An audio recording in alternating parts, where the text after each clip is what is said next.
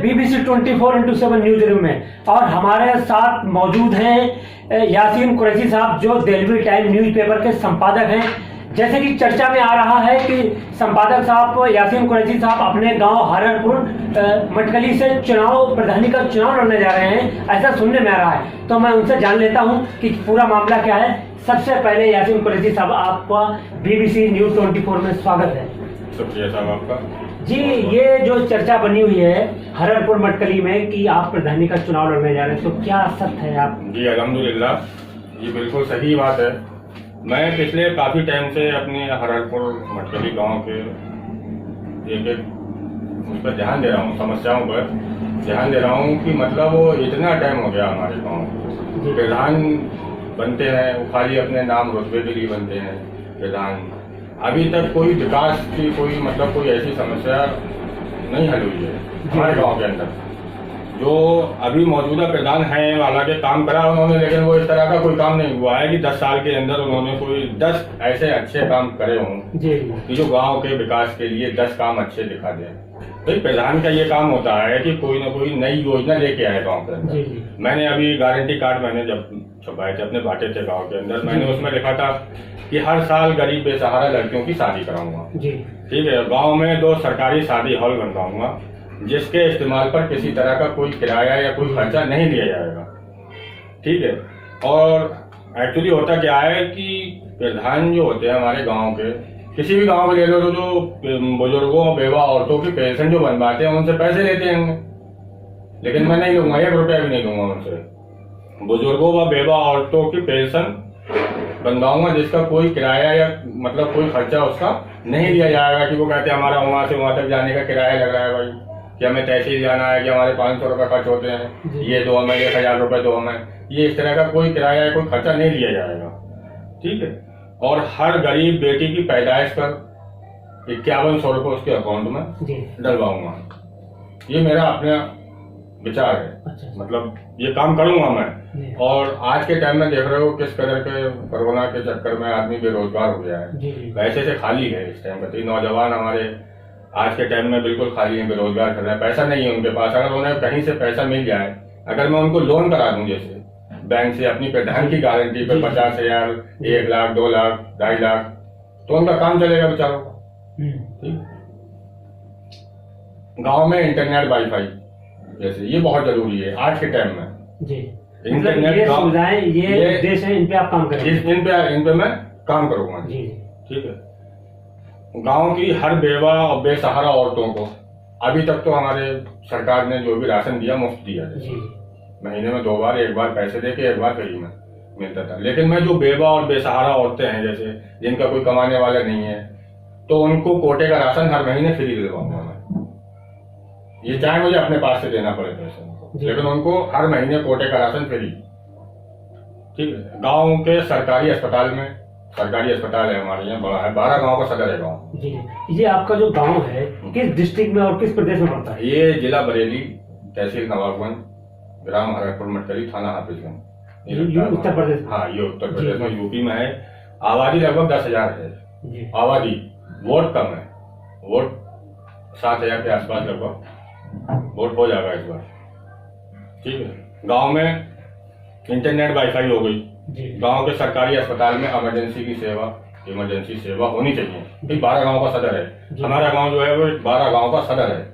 लेकिन इन मुद्दों पे कोई प्रधान नहीं बात करता है कि हम प्रधान बनना है, किस लिए बनना है भाई? जनता का काम करो आप। प्रधान का क्या काम है कि जनता की सेवा करना। सेवा करने का मतलब ये नहीं होता है कि कोई किसी को घर में जाके खाना खिला दे कि खाना खिला रहे हैं हमको, ये सेवा, वो सेवा नहीं। सेवा ये होती है कि वो आपको प्रधान बना दिया, गांव की समस्या जो है लोगों की, जैसे सरकारी शादी हॉल बनवाना, अस्पताल के अंदर, सरकारी अस्पताल के अंदर इमरजेंसी सेवा उपलब्ध कराना। ठीक है, और क्या नाम के गांव में स्विमिंग पूल, ओपन जिम, हर बेघर को घर, जैसे जिसके पास घर नहीं है उनका घर बनवा के दो, कच्चे मकान को पक्का मकान कराओ। भाई सरकार कोई भी सही, स्टेट सरकार, केंद्र सरकार, ये पैसा देती हैं, ये आप वहां से कोई लाने वाला होना चाहिए। जी जी। भाई वहाँ से कोई लाएगा, हमारे तक खबर ही नहीं जा रही है, हमारे तक बात पहुँच ही नहीं रही है आपकी। मतलब जो प्रधान मौजूदा हालात में होते हैं तो वो इस स्कीम को जनता तक नहीं पहुंचाते। भाई उस स्कीमों को जनता तक नहीं पहुंचाते, जनता तक पहुंचती भी उनके कामों में आती है, बोले प्रधान जी हमारा ये काम कर दो, हमारा ये देखो मकान बनने को पड़ा है, उनके फोटो खींच लिए, बस खींचने के बाद में कोई गौर नहीं है उनको जी। काम नहीं होता, खाली काम नहीं होता। तो जी आगे और जैसे हमारे बच्चे जो पढ़ते हैं, जी जी, जो इंटर कर लिया उन्होंने, गरीब हैं बेचारे, जैसे अब वो आगे पढ़ना चाहते हैं जैसे, तो उसके लिए मैं तैयार हूँ, अगर वो पढ़ना चाहते हैं, गरीब हैं जैसे, और वो आगे पढ़ाई के लिए उनके पास पैसा नहीं है, यदि आप प्रधान बनते हैं, यदि आप प्रधान बनते हैं तो ये सारी चीजें जनता के लिए आप पूरा कराएंगे? वो जनता के लिए पूरा करूंगा। पढ़ाई की वजह से जी जी, किसी भी बच्चे की किसी भी मोड़ पर नहीं रुकने दूंगा, पढ़ाई नहीं रुकने दूंगा, ठीक है। और गांव की नालियों की सफाई प्रतिदिन, सफाई व्यवस्था में पूरा ध्यान रहेगा, पूरा व्यवस्था ध्यान रहेगा। 15 वार्ड है हमारे यहाँ, मैं क्या देखता हूँ कि एक आदमी पूरे गांव को कवर करता है, 15 वार्ड को एक सफाई कर्मचारी सिर्फ कवर करता है। और मैं जब बना, अल्हम्दुलिल्लाह अल्लाह की रहमत से अगर मैं कामयाब हुआ, अल्लाह ताला ने कामयाबी दी, तो हर वार्ड में एक कर्मचारी होगा। जैसा कि क्या वजह थी जो आपको प्रधानी के चुनाव में आना पड़ा? ये बहुत सही सवाल पूछा आपने, क्योंकि आज हम दिल्ली के अंदर रह रहे हैं, पत्रकारिता कर रहे हैं, तो हम देख रहे हैं कि यार फला गांव में ऐसा काम हो गया है और हमारा गांव इतना पीछे, ये क्यों है? इसकी वजह क्या है भाई? इसकी वजह क्या है? मैं एक गांव से आता हूँ, और मैं जब गांव जाता हूँ वापस, गांव जाता हूँ, मैं देखता हूँ जाके यार सरकार इतना कुछ दे रही है, फिर भी ऐसा क्यों है? मतलब हमारा गांव पीछे क्यों है? हमारा गांव आज के टाइम में बहुत पीछे है। तो ये प्रधान जो है, मतलब गांव के कुछ चुनिंदा लोग जो है वो खड़े हो जाते होंगे। वो 3-4 लोग हैं जो वो चारों रिश्तेदार हैं, मतलब एक दूसरे के रिलेशन में, ऐसा सगे रिश्तेदार हैं जैसे माना जाए कि मतलब आज आपकी बार भाई तू लड़ ले, इस बार भाई तू लड़ ले, तो मतलब कुल मिला के ये है कि पब्लिक को गुमराह करते हैं। ये जो हमारे गांव की पब्लिक है, जनता है, इसको ये गुमराह करते हैं। तो कहने का मतलब ये कि आपने पूरी तरीके से मन बना लिया है प्रधानी का चुनाव लड़ने के लिए। मेरा आपसे एक आखिरी सवाल और है, क्या लगता है कि आपके गांव की जनता आपके सपोर्ट में है? जी अल्हम्दुलिल्लाह, इंशाअल्लाह मुझे पूरी उम्मीद है कि जनता इंशाअल्लाह मेरा साथ देगी। तो क्या संदेश देना चाहेंगे अपने ग्रामवासियों को? भाई ग्रामवासियों को मैं यही संदेश देना चाहता हूँ कि जब तक गांव का प्रधान ईमानदार नहीं होगा, किसी भी योजना का लाभ जनता को नहीं मिलेगा।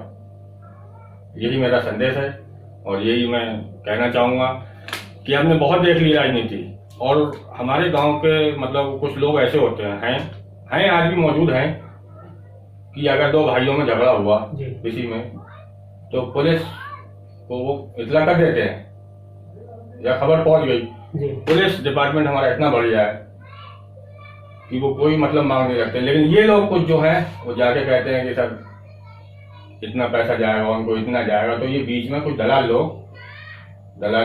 उन्होंने ये ठेका बना रखा है।